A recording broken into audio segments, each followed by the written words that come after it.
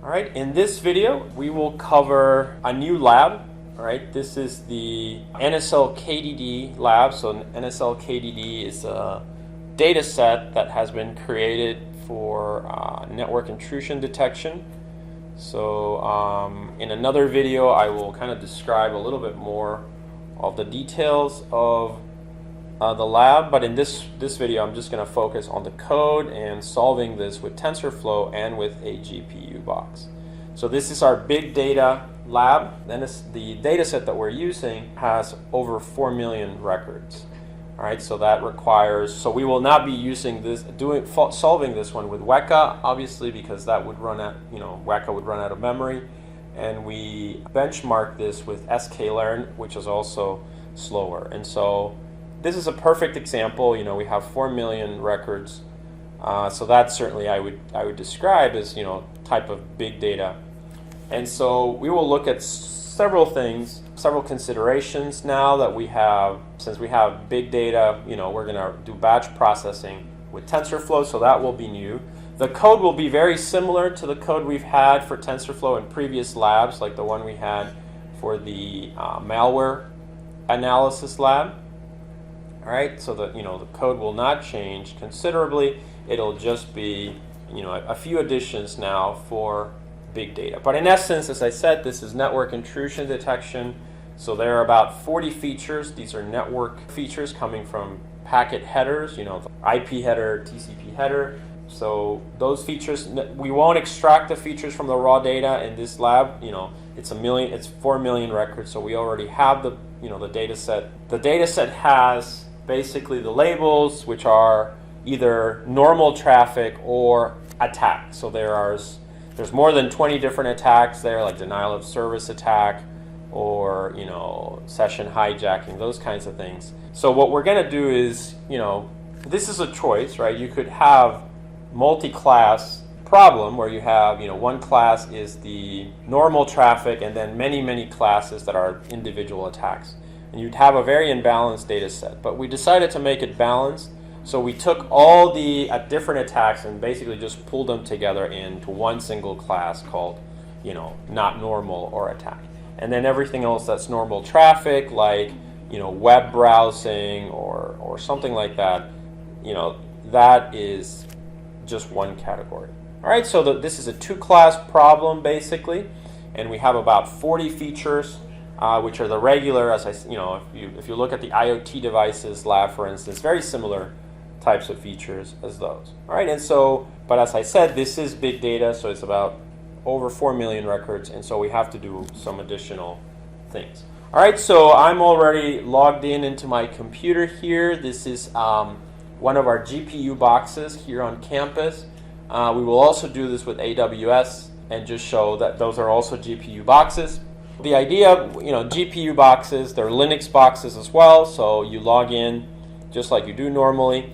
Then usually after that, you have to use the source command to kind of load the environment. So we want to load the Tensorflow GPU environment. We've already configured that so the GPU runs by default. All right, so we don't have to really do much, and just the GPU is going to be the one that does the heavy lifting here for our matrix multiplications. All right, so let's go ahead and first of all load the environment. So I'm going to do source home powers, and then we are using Anaconda, and then bin, and then we activate. So we are using Conda to activate our virtual environment.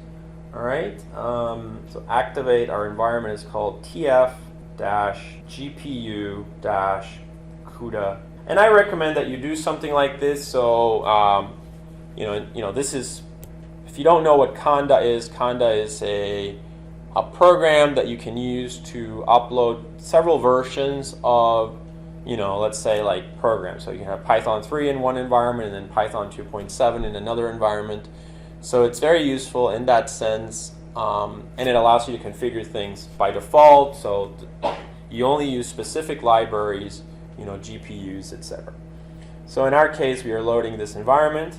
All right, and there you go. So now I have my environment, so I'm there. All right, and I'm ready then to run Tensorflow for GPU. All right, so the first thing is let's look at the directory. So I'm already in there. This is the directory. If you're following along with the labs, you should have these files. Remember, you can always get these files from GitHub, or you can get these files from our website, or on Clark if you're looking for them in Clark. So the important things are we will provide this data set already.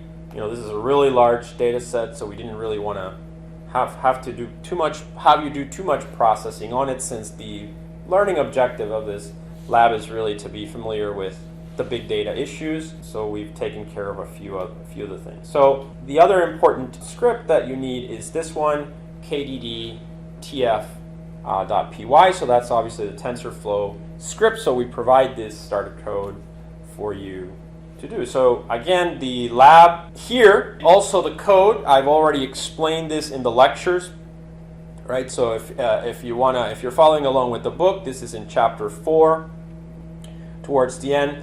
If you're looking at the videos, these would be all the videos related to linear regression, logistic regression, neural networks, and deep neural networks. So the explanations of everything in the code and the theory is there. So as I said, this is a lab, so I assume that you've already looked at those videos.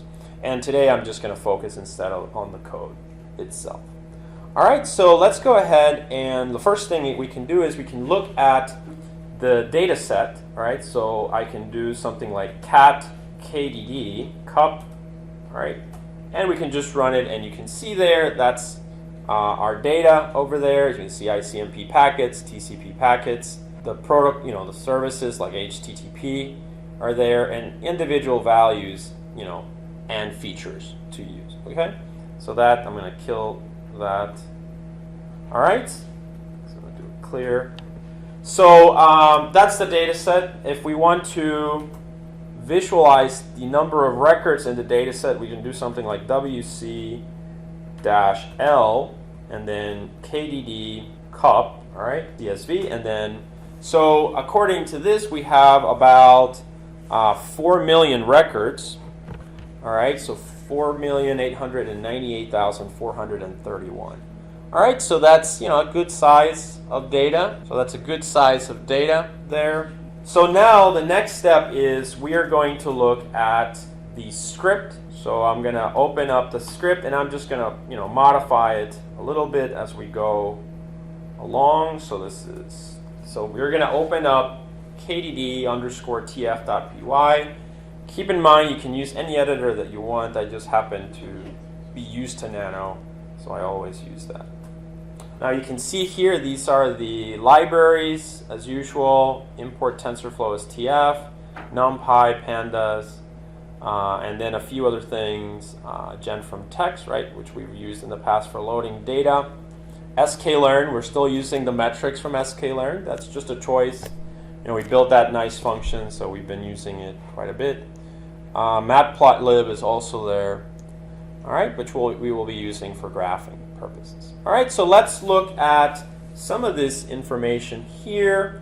All right, so I'm going to start typing up here a few things. Now, in this lab, remember, consider this your big data lab. We're doing NSL KDD, which is a network intrusion detection data set that we already have it ready to go in the sense that we have our data. It requires very little cleaning. We have the classes and the features already identified. So here's the learning rate. What I would suggest for the student is to play around with this learning rate. Try other ones like 0.01, 0.1. So here, because it's much larger, this will start to have an impact, right? So remember, this is the step size that the giant takes over a mountain range. So try different configurations. All right, as far as the number of epochs, we may not need 5,000, right? So what I would say is leave it at 5,000 here, but I'm just going to try 1,000, right? And just see how that goes. Now the batch size here, notice that I have 100,000. However, I'm just going to start with 100. So that means, think about what's going on here. You're going to take 4 million records using the CPU, not the GPU, and you're going to take, in a for loop or something like that, out of 4 million records, you're going to take 100, then 100. So 100 at a time you're going to be loading into your TensorFlow code. So let's see, what that does, right? And then after that, I would suggest that you consider, okay, trying batches of bigger sizes like 10,000, and then batches of, as much as 100,000. So that's, pretty good size. All right, so that would be how many records you send. Remember that the matrix then, because it's about 40 features and one label, so it would be 4 million by 40, or in this batch size, 100,000 by 40, or if you pick the one that's 100, it would be 100 by 40. So you have to consider that. All right, the next step is, notice that we're using the built-in TensorFlow one-hot encoding function. So remember that nothing runs in TensorFlow until you create a session. So here we've created a little function, convert one-hot. We provide the data, the labels that we want to one-hot encode, and the number, which implies the number of classes. So num is going to be, in our case, 2. All right, so we take data and the number 2, and we apply tf one-hot. That creates our tensor. And to run it, we're going to create a session. Notice that we call it SS. This will be a different name from the name of the other session we're going to use for the main code. And then after that, we do SS run tensor, and we create an array here. We could have also done, to make this a little bit more intuitive, this would be the array, and then this is the tensor. And then we just return tensor. Okay? So that's our one-hot encoding function. All right, once we've done that, we will use it later. All right, so now let's look at the code. So I'm going to start, cleaning this up and discussing it. So the first thing we're going to do is, since we're using the function read CSV in the pandas library, so remember that pandas is a very efficient library for processing data. So it's not for machine learning per se, but it's a very useful tool for the data scientist. Something that might take you 200 lines of code with for loops can be done with pandas in 20 lines of code very efficiently. So I do although I'm not covering pandas in this course, I do strongly recommend that you look at pandas because it is very powerful. So we're going to use it for today. We have to provide a list of the columns that we want to slice out. So we need something. So I'm going to add a comment here. And then basically we need to say, I want columns 1, 2, 3, and so on until n, right? So that's the list that we want to create. So we're going to use this. We actually use numpy here.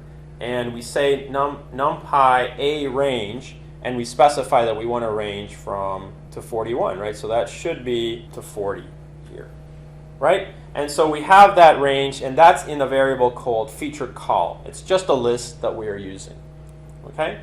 Once we've created that, let's just add like a little space here. And now we're going to create another variable feature, and this will read the data with pandas. So I'm going to do pandas read CSV. Now remember, this is my file KDD cup data.csv. Now you might ask yourself, how, here, even though it's 4 million, I'm only reading the data once into memory. But what if it was, billions, 4 billions? How would I read all that data? Because at that point, pandas may not be able to read it all at once. So what I would recommend is that at that point, you would need another for loop that would read, chunks of 1 billion, let's say, records at a time, right? With this, you would load it into this and then provide that information to the TensorFlow code. And so you'd have to sort of like read data in batches into TensorFlow itself, but before you would also here in this part where you're just reading data from disk to memory, you would have to read that in batches as well, one at a time, to the maximum amount of RAM that you have, and then pass that on to TensorFlow itself. So you might have to change the code a little bit. Here we've only, to avoid complexity, we've only focused on doing batch processing on the TensorFlow part itself, and not in this part where we read the data from the hard disk to the RAM memory. All right, so we only have to do this once. So we use, again, pandas read CSV. we read the file kddcup.data.csv. All right, we specify that the delimiter is a comma, and then we specify the columns that we want to extract. So in this case, use calls is this feature call over here, right? So feature call, that's the value we have here. I'm going to add the backslash here so that we can see the data below, and so you can see we want to convert this into data type string because we still in the data set have some things that are string, and then we are using an encoding of UTF-8, so only those types of characters. So once we have defined the parameters, we're going to do pandas read CSV dot values, and that will extract the information from KDD data.csv. All right, so at this point we have our data in there, okay, for the training set. So let me add a line here. And so now the next step is we have a few parameters in the data set. So if you imagine the data set, we have column 1 or column 0, and then column 1, column 2, column 3, and so on, right? So columns 1, 2, 3, and 4 have strings. So they are actually, you know, like they might be like ICMP, TCP, UDP, right? Those are the values in that column, in that one column, for instance. So what we want to do here is we want to use our label encoder, so that, and you know, we've used label encoder before with the sklearn examples. If you remember, label encoder is the kind of function that you use when you have something like, you know, goodware malware, and you want to change that to be 0 and 1, all right? Or you have, you know, intrusion, not intrusion, so you want to change that again to 0 and 1. So you want to encode it as a number. So you use then here our label encoder, and then we tell it fit transform, take the data that we just read in features, right? So we take the data that we just read in features over here, this variable here, right? And we're just going to say, okay, we're going to slice from feature all the rows that belong to this column. So we're going to do this in a for loop. So, you know, we're going to take all the rows in column 1, then all the rows in column 2, then all the rows in column 3, and so on. And we're going to run label encoder on them, and then we're going to reassign them to the same feature matrix to all the rows and that given C column. So, you know, you can see C is the same here and here. So that basically allows us to take columns 1, 2, 3, and so on, and encode them from being TCP, UDP, ICMP to being 0, 1, and 2. All right, so once that's done, we are ready. We can also then, and you know, whenever, if you're thinking about what this is in the pipeline, this is cleaning the data, right? So, you know, our data was a little bit more messy this time, so we had to do a little bit more cleaning here. So the next step is also, I would describe it as a cleaning step. All right, so let me add another line here. So in this section, I'm going to take the feature, again, that we just used, right, the feature matrix, and I'm going to change all the values. So at this point, all strings have been converted to number, so everything should be, you know, no longer strings, but numerical, and so now I'm just going to typecast it to be float. So I'm going to take the tensor, you know, or this, you know, object here, and convert it to all float. All right, so that's, again, just pre-processing, cleaning the data. All right, the next step is now we are ready to read in the labels. All right, so I'm going to read in the labels here. Okay, so to read the labels, it's pretty much the same thing. I'm going to call the variable target. I'm going to use pandas read CSV function. I still read KDD cup data CSV. All right, the delimiter is a comma, and I'm going to use, as you can see, my list is actually pretty simple this time. It's just column 41. It just so happens that column 41 in the data set happens to have the labels. All right, then I'm going to add, just for readability, the backslash here. And you can see here again, the data type is string, encoding is UTF, and dot value. So we read the values. So pretty much what we did before. All right, so now we have our labels and our data. All right, so the next step then is we need to do a little bit of pre-processing of the data as well. So some more. So here, let's focus on this one. So I would suggest at this point, if you're looking at the video, if you're, take a minute or two and just think about what this code is doing. All right, so pause here, think about it, right? Try to figure out what this code is doing. All right. All right, so hopefully you paused the video and saw. So now, what would this be? This is, what I had described in the video before. We take a for loop in the range from 0 to the length of the vector that contains the classes, right? So we take all the labels, we count how many we have, how many entries. We're going to iterate through that, and then we're going to grab target, which is the thing that has the labels for us. We iterate through it, and we're going to say, okay, for each one, is it equal to normal? Does it contain the word normal? Now this dot, you might think it's a little strange. This was just a little dot that was there in our data set, and we could have cleaned it up, with something and just gotten rid of the dot, but everything had the dot, so normal dot became the class normal.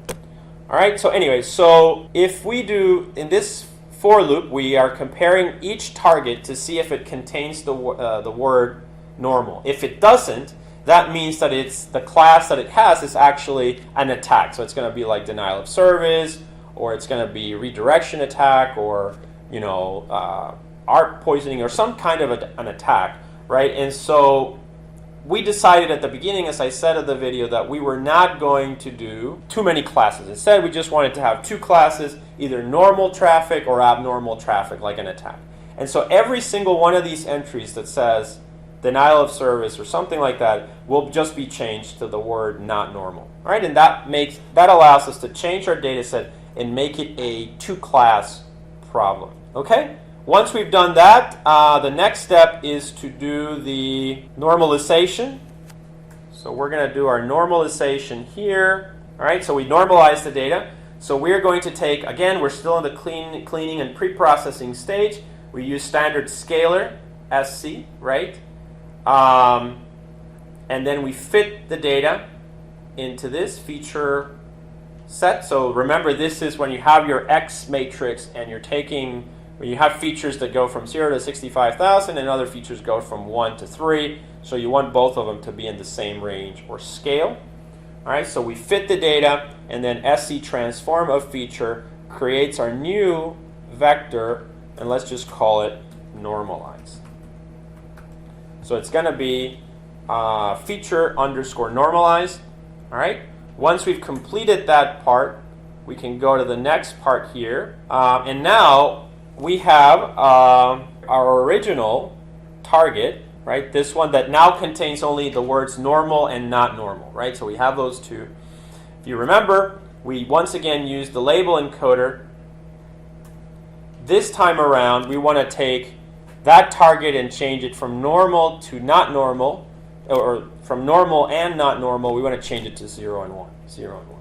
All right, and so we used our label encoder again, label encoder, fit transform target. All right, and that gives us now target label. And so now the labels are ready and pre-processed. The next step is to use the function we previously defined. Okay, so we need to one-hot encode the data. So by now you should know what one-hot encoding is. If you don't, again, I suggest you go back to the previous videos. But remember, one-hot encoding is when you have labels like, normal, not normal, 0, 1, and instead that needs to be 0. It needs to go from being this 0, right, to being that, right? So at this point, this should make sense. If it doesn't make sense, then go back to the videos, right, for one-hot encoding and try to understand that part. All right, so here we're just using that function, convert one-hot. We take target label, which is what we have here. We give it that it's 2 dimensions because there's 2 classes, and then that creates our target, which is one-hot encoded. So at this point, we are ready to proceed. All right, so we are ready to proceed. So I'm just going to do this. This is the train split. All right, train split. Now we could use various splits here because this usually we've used like 70-30 or something. Since this is such a large data set, this is about 4 million records. we can make our test set a little bit smaller. So let's go ahead and say that train is going to be 90% and test is going to be 10%. Okay, so 90% and 10%. Okay, so now we proceed. These will be our data sets. So X train, X test, Y train 1 hot, Y test 1 hot. So these are the 4 matrices that we now create, which will allow us to do the training and testing. We call our function train test split. So let me move this one down. I'm going to do the backslash. Okay, and there you go. So we have train test split. We provide feature normalized. So normalize. All right. Target 1 hot, which is this one over here. So target 1 hot is that one over there.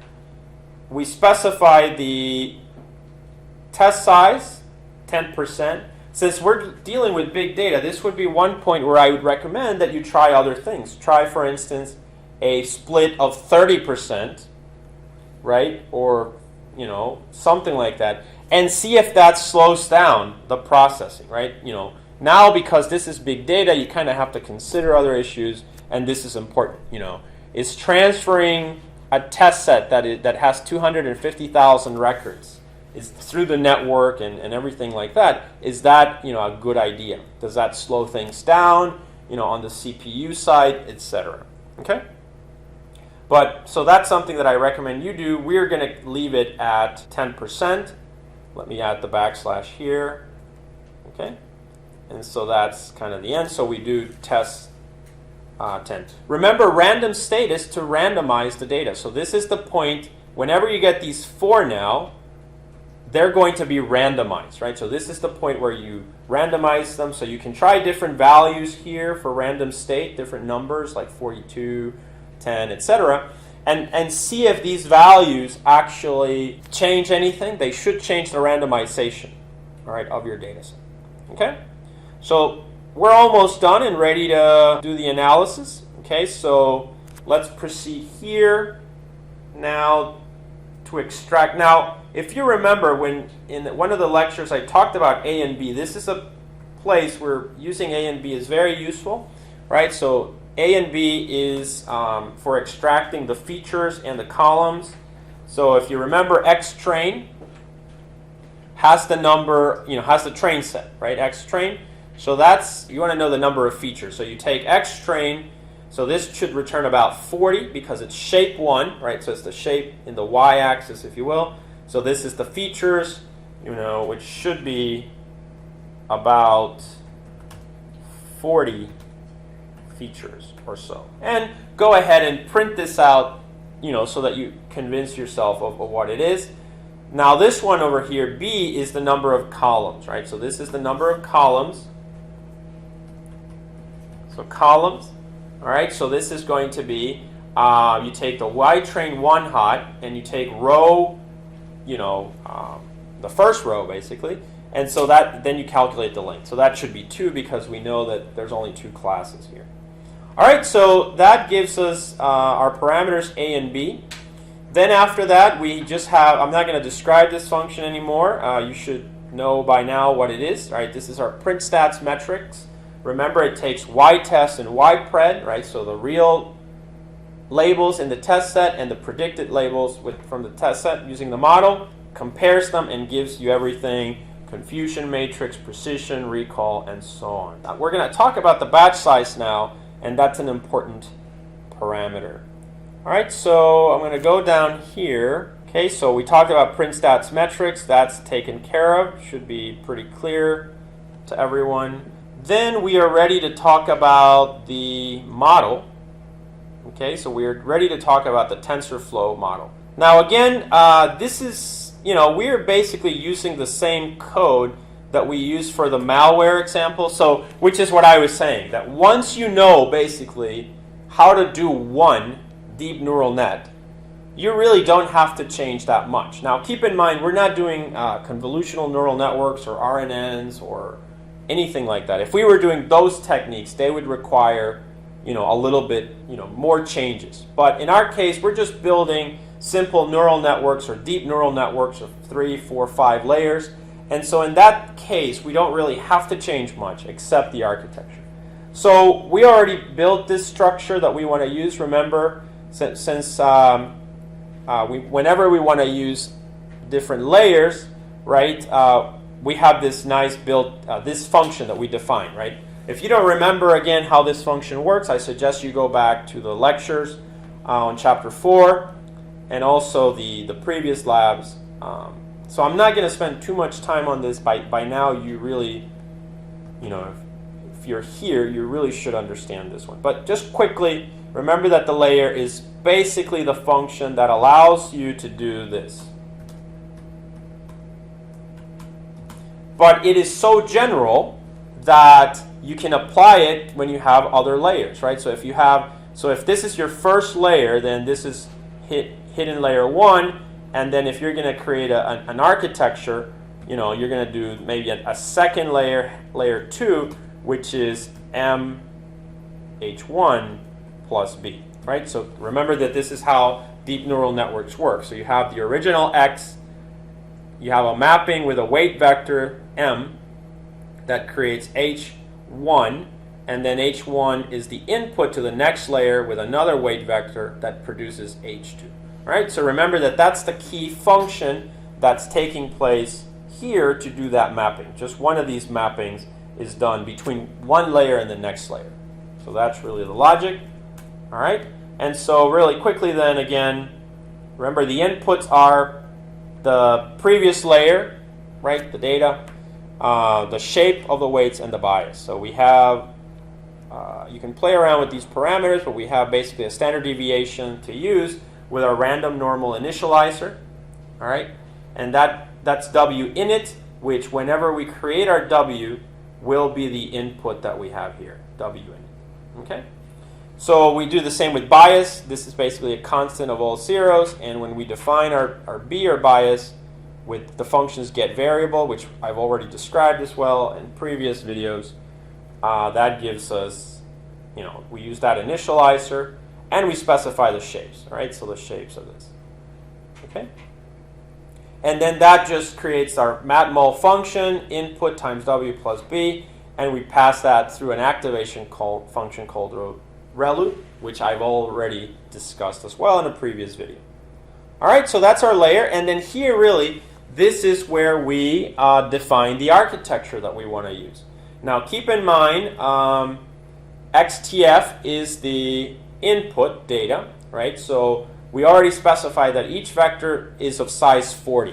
So this will be of size 40, all right? And that's already reflected in the A, right? So A is 40. This is a vector of batch size times 40. So if we're using batch sizes of 100, this is 100 by 40, for instance. Every batch, every iteration. But it could be 100,000 by 40, all right? So that's up to us to define. So A is the number of features, B is the number of classes, and then here, again, draw this architecture, and I strongly suggest as part of the lab that you do different architectures. So in this case, for instance, I'm going to change the architecture. So this is 30, all right? So then the next one, I'm going to say, so the input here is XTF. For the next iteration, it's going to be hidden 1, right? So hidden 1, if you notice, is the previous output.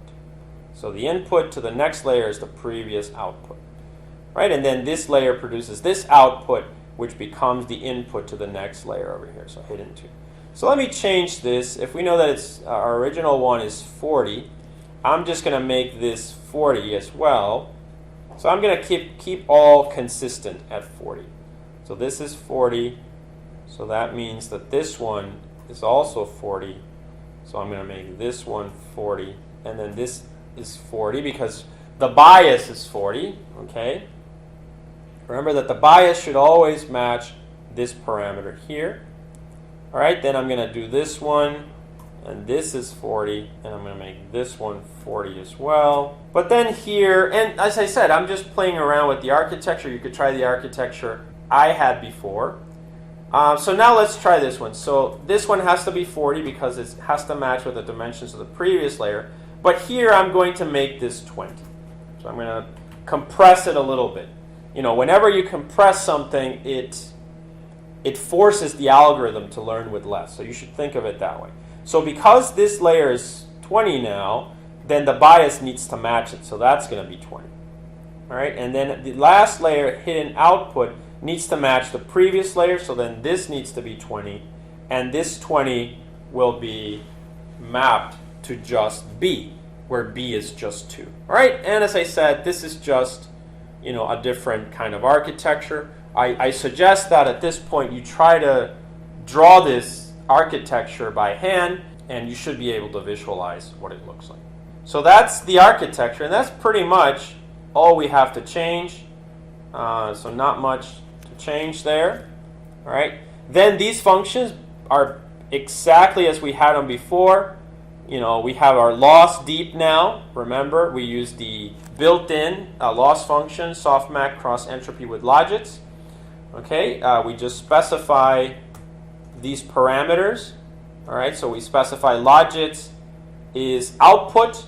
Right, remember output is the what the inference returns, this, and then we compare that to YTF, which is the real label. So it's basically the predicted versus the actual, and that's what we're trying to minimize. Remember, again, just like in linear regression, the sum of the squared error. So y hat minus y squared, right? So that's kind of the same thing. And then that's just to reduce this, to minimize, and then this returns loss. Then we look at gradient descent. That's pretty much the same. Now, keep in mind, there's also another one called the atom optimizer. And so that's, if you check in the book, I have that function in there, atom optimizer. Basically, you just replace gradient descent with atom optimizer, and that's it. And it's supposed to be a better version of gradient descent, actually. So it should give you better results. So keep that in mind here. So I would suggest here, as part of your lab, try the atom optimizer instead of gradient descent. Right? So they're both based on gradient descent, but it's just the name is different. All right, and again, just as part of your lab to get better, just to try out different things, but it's supposed to be better. All right, finally then, the eval function. This is pretty much the same one. If you're by now, you should know. Pause the video here, take this as a quiz, and just ask yourself, if I take two tensors, output and TF, which are, let's say, of 100 records by 2, right? What does this function do? All right, so try to answer that question for you. You should know by now what argmax does, right? It returns, so I'm not going to tell you, but, you should look it up. And you should see the previous videos, etc., and as a test for yourself, see what this does for you. But as you know, this function evaluate takes predicted and actual, compares them, and it's going to return the accuracy that we have here. All right, the next step is again pretty straightforward. You create the placeholders, right? XTF and YTF. They're both float size none, because the batch size here it could be different, right? So we're going to start with 100 records, see how that goes, and then switch it up to maybe 100,000 records per batch and see how that goes. All right, so A is the number of features, right? And B is the number of classes. Right? So those are the placeholders. Then we have the core functions here, just like we did before. We have our inference function, which takes the original training data, number of features, number of columns. This is our y equal mx plus b function. So output then is compared with the real output and minimized in the optimization. That cost function is returned to training, which uses gradient descent to optimize it. And so whenever we want to run our model and figure out our output function, our y equal mx plus b, we just run the node train op. Then once we want to use that model, we can do so as well, right, with the created function. Right? Evaluate takes the output, again, of the function, whether with the train test or the train set or the test set, and it compares it to the actual values and returns. Now I just described this one over here, right? So that's the function. All right, so once we've completed this, we are pretty much ready. We just have to... Now, if you notice, this code was very similar to the malware code, and it's very similar to the videos, right? So the lecture videos. So really, all that we've changed so far was the architecture.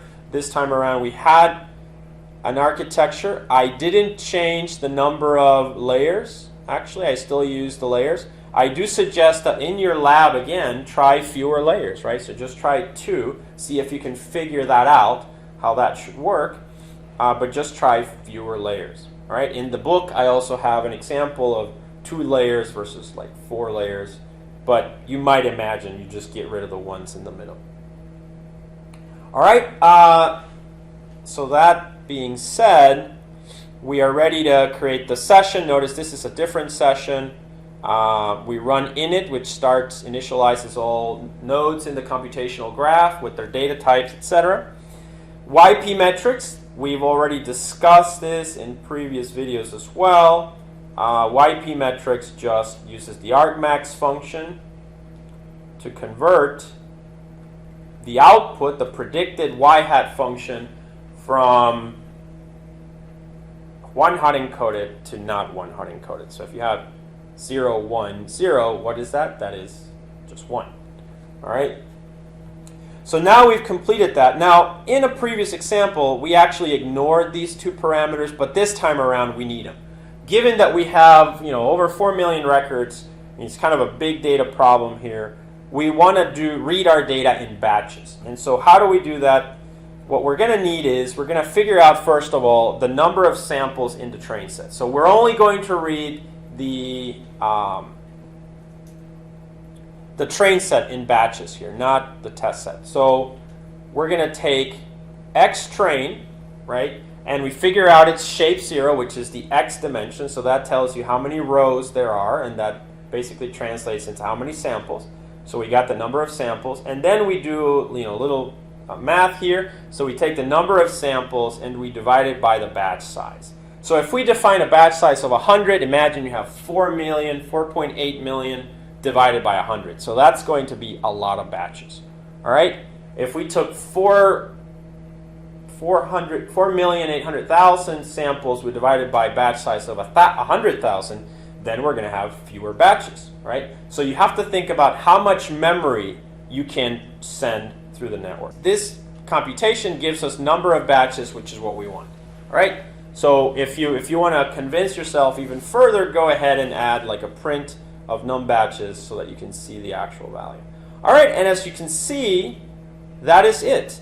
Here, I'm just going to add the last part of this. So all I have left is the for loop, and the for loop is actually pretty straightforward. Oops, so I'm just going to do here print done. All right, and that would tell me that the algorithm has finished executing. So I have the last part of this is to do my for loop. All right, so my for loop is going to be for I in range n epochs, which we define to be about 1,000 epochs. So we print out this is epoch number I of n epochs. All right, that's pretty easy to understand. And now here we have our logic for the batch processing. All right, so for batch n in range num batches. So num batches, remember, is this value.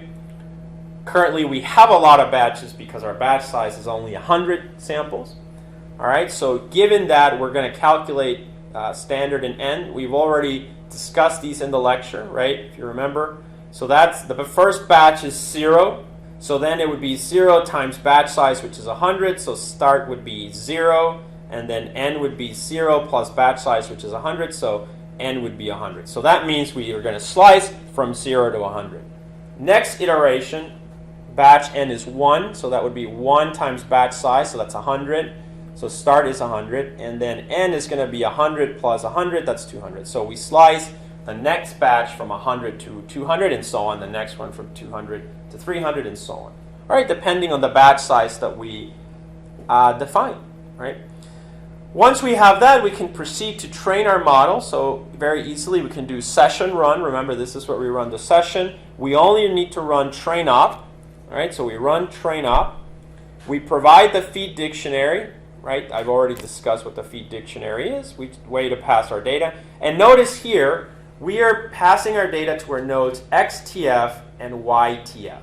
Okay, let me add the backslash here and move this down. If you notice, what's important here is that we are reading the data for TensorFlow in batches. So we are reading the data in batches. So since we're reading the data in batches here, that saves us in the training. So this is the great mechanism that TensorFlow has that allows you to build very complex models without giving it 4 million records at a time, right? So this is what I've been saying, that TensorFlow is built to handle big data because, okay, this is 4 million, but what if it was 4 billion or even more, right? So this same mechanism allows us to, the algorithm will not stop. It'll just keep taking the batches and it'll keep updating the model and learning and learning and learning. All right, so that's where the trick comes in as far as, reading data in batches and making something that is really large, efficient to process. All right, so you can see here that to assign our data to XTF, we take XTrain and slice standard and n, right? So we slice basically all the rows from 0, that meet this criteria, from 0 to 100, 100 to 200, and so on. And then the same applies here for the Y-train. We do the same. Now we feed in only the vectors that from start to end, right? So we're slicing those out in batches and assigning them to XTF and YTF. All right, so that's that's pretty much it as far as the the big data issues. After that, it's very straightforward, just like we did before. Let me move this down. So print a line. We print the accuracy score, which is going to be. Let me get rid of this one actually. The last part is we want to run now the. So we ran the session for the train set. Now we want to run the session for the test set. So just like we did before in our lectures or in our videos, we get result and we get Y result metrics, right? That's basically taking the session, running evalop, right? Evalop and running YP metrics. Both of these return the predicted classes, if you remember. So we're running this one, evaluate, because that is evalop. That's evalop there. And we are running YP metrics, which is basically just grabbing output, which means grabbing this output here from the inference function. Okay? So now I can scroll back to the session. I do evalop YP metrics, right? I run both of these. Notice that in the feed dictionary here, because this data set is only 100, it's not 100,000. It's out of 4 million. It should be about 400,000 records. So it's something that's not big enough, so we didn't read this in batches. But basically, we just give it our Y test 1 hot and our X test 1 hot. Okay? And again, we give those XTF and YTF, the nodes in our computational graph. All right, and we obtain these results. And then finally, we print out result here. And we take the Y test 1 hot, which is the real data. Right? We apply our argmax function, and we get Y true. To keep this a little bit consistent with everything else, I'm just going to add Y pred here, and that's going to be equal to Y result metrics, right? And so that then is going to be Y pred in here, right? So all we're doing is in our print stats metrics function, we are comparing Y true with Y pred. As you can see, this is very similar to what we did before, but now we did a few changes for batch processing, a little bit of change in the architecture, but that's pretty much it. We still have a deep neural network with about 4 hidden layers. So basically, let's look at the parameters. The learning rate is 0.01. We're going to do 1,000 epochs, and the batch size is 100.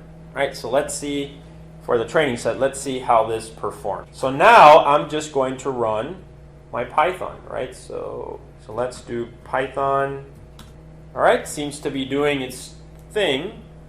All right, so you might want to pause the video soon when you see the GPU CUDA information. Remember, by default, this environment will run the GPU, not the CPU. But if you notice, we barely had to do anything in the code, right? So it just grabbed that processor by default, right? So it's loading.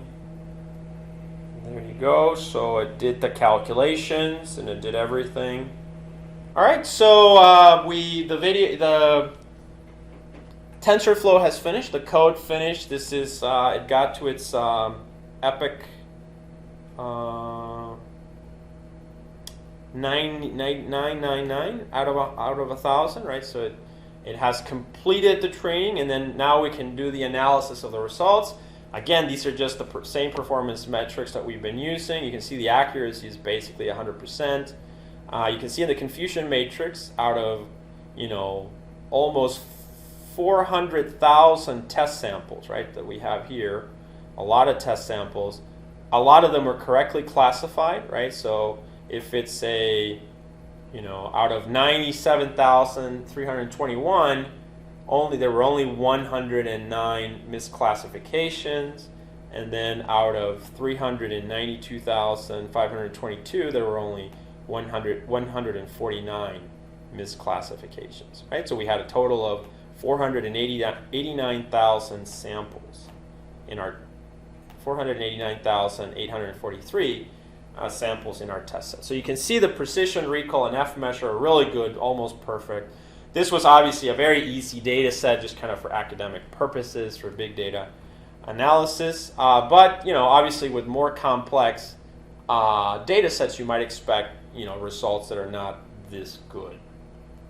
So other things that I suggest that you do for this lab, if you're an instructor, you saw how we only use two classes, normal and not normal, right? But you could also say normal and then all the different attacks, and so you'd have multiple classes, right? Several classes, and so you might want to try that. Obviously, your misclassification errors are going to go up because it's a little bit more of a complicated problem.